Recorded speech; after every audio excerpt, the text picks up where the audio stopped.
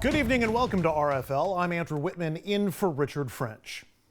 I've made the decision to oppose the House Democrats' slanted and unbalanced proposal for another commission to study the events of January the 6th. House Democrats have handled this proposal in partisan bad faith, going right back to the beginning. From initially offering a laughably partisan starting point to continuing to insist on various other features under the hood that are designed to centralize control over the Commission's process and its conclusions in Democratic hands. The Republican leader in the Senate, Mitch McConnell, explaining why he's not supporting the creation of a bipartisan commission to study the Capitol Hill riot. The bill that would create that commission under debate right now in the House. It is expected to pass the House right now and head to the Senate next, where it faces somewhat longer odds. With new Republican opposition today, the future of a potential 9/11-style commission investigating the deadly insurrection on January 6th now in jeopardy. Just yesterday, Senator Mitch McConnell said he was still open to the idea, but today, hours before the House vote, the Republican leader announcing he was against the idea. It's not at all clear what new facts or additional investigation yet another commission could actually lay on top of existing efforts by law enforcement and Congress. Some Republicans concerned a commission is too politically risky.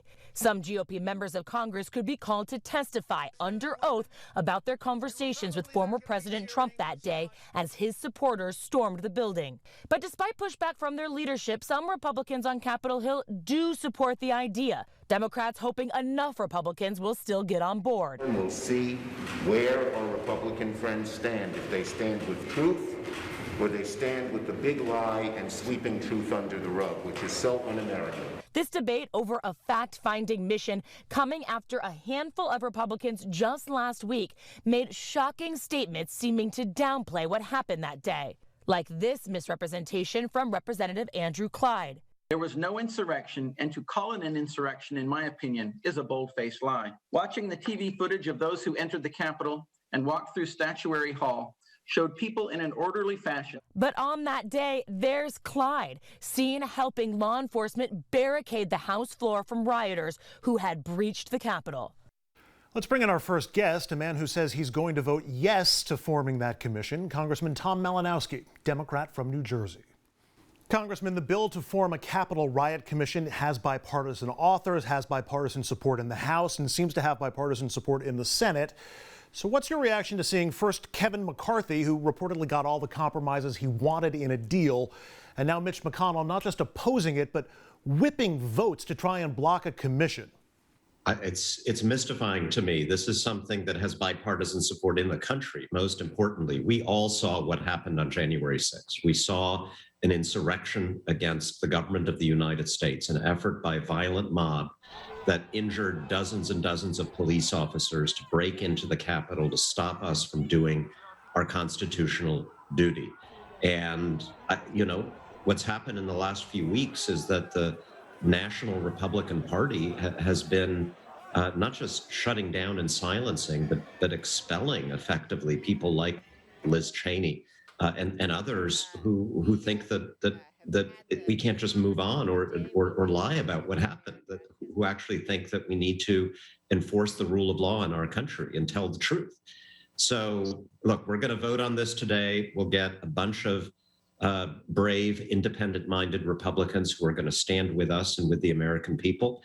And McCarthy and McConnell are just going to have to answer to their conscience and to history. McCarthy and McConnell are both saying that a commission would or could interfere with other investigations. There's one going on in the Senate and 400-plus criminal investigations being run by the Justice Department. How much credence, if any, do you give those complaints? And given that Republicans are, again, working to actively defeat this bill, which seems more likely, their answer, or that Republicans are just trying to protect their own? I give absolutely zero credence to that. Look, we had a 9/11 commission after the horrific terrorist attacks on the World Trade Center. No one said that Governor Tom Kaine and Lee Hamilton, when they were investigating 9/11, that it was interfering with the criminal investigation that was happening at the same time, or with the work of our intelligence agencies, or with investigations or hearings being conducted by congressional committees. That's an excuse. Everybody here knows that. Republican members will privately acknowledge that in conversations with us. The reason the leaders are opposing this, well, number one, Trump opposes it, and they can't seem to break their abject allegiance, subservience to Donald Trump, and presumably, possibly in the case of someone like Kevin McCarthy, because they personally have stuff to hide. They don't want to have to testify before this committee about their role on January 6th. They'd rather just forget that this happened. But we can't forget. And Donald Trump won't let us forget, because he's out there busy trying to convince his followers, a substantial share of the Republican Party, that the rioters on January 6th were patriots and that the election was stolen, and we cannot let that stand. Yeah, and that sense of hypocrisy coming from the GOP when it comes to the riot, there's many examples, but Georgia's Andrew Clyde may take the cake. In a hearing, he said the riot looked like a normal tourist visit, but there are photos of him helping to barricade the doors of the House chamber and looking none too secure while he was doing it. You hit on this just a moment ago, but do you really think the effort here is to try to make the riot disappear, just erase it from the history books? Yes, and their own role in the riot, they want that erased from the history books. And you know what? Like, sometimes this argument that we need to move on and focus on other things and not on what's divisive, like, okay, that's sometimes a reasonable argument. But the problem is that there are other forces within the Republican Party that are not moving on. They are actively out there trying to persuade their base that the election was in fact stolen, that Joe Biden isn't president, that Donald Trump is coming back.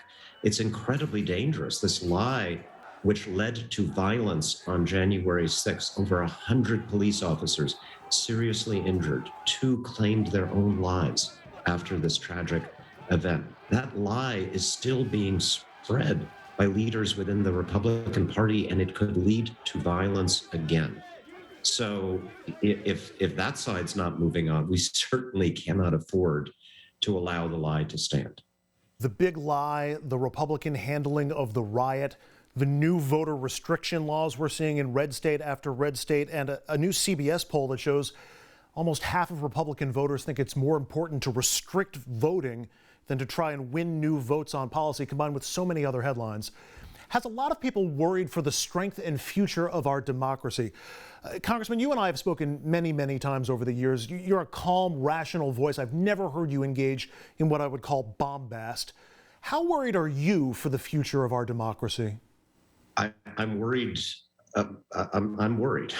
We need a healthy two-party system, right? We need a conservative party in this country. I'm a Democrat. I disagree with Republicans on a lot of things, but we need a serious governing-oriented party that disagrees with Democrats. But that's not what they're becoming. Liz Cheney was a great example of a very conservative Republican who 90% of the issues thinks that I'm wrong. But she's interested in governing and she's a serious person. And her party is saying there's no place in our party for you anymore because they're not about policy. They have no platform. They're just about power and loyalty to this one crazy guy who's seething in Florida about his loss in the election. And they know they can't convince a majority of Americans to support that. They know they can't expand their base with that kind of message. And so instead, they're trying to shrink the electorate. They're trying to, instead of persuading more voters, they're trying to run elections with fewer voters because it's the only way that they can win. And yeah, that's a threat. Now, what can we do? Most important thing we can do about it, by the way, is just to continue our work governing this country for the American people. I'm focused on creating jobs here, not creating drama. I want to pass an infrastructure bill that builds the Gateway Tunnel in New Jersey and that puts our folks back home to work, fixing our transportation system and moving us from fossil fuels to clean energy and competing with China in the global economy. That's what we're focused on. And if we're successful in doing that, if we're successful in reforming our healthcare system, making it less expensive, then I don't think there's really much this strange new Republican Party that won't even have people like Liz Cheney or Mitt Romney in their ranks, the less they can do, I think, to hurt this country. It does leave less oxygen to talk about specific issues, so I have a couple of issue-oriented questions for you. First of all, the threat posed by foreign hackers. Hackers led to the pipeline shutdown earlier this month, which sent people into a frenzy, happening more and more to more companies. We know hackers tried to get into state election systems, and there's a lot more and a lot worse they could do, like the power grid or the air traffic control system. Is hacking being addressed as a national security concern on par with the level of the threat that it poses? And how do we protect the nation and fight back against these hackers? So yeah, this could have been a lot worse than it was. The pipeline service has been restored, fortunately, but you're absolutely right. We have a lot of critical systems in this country that are vulnerable.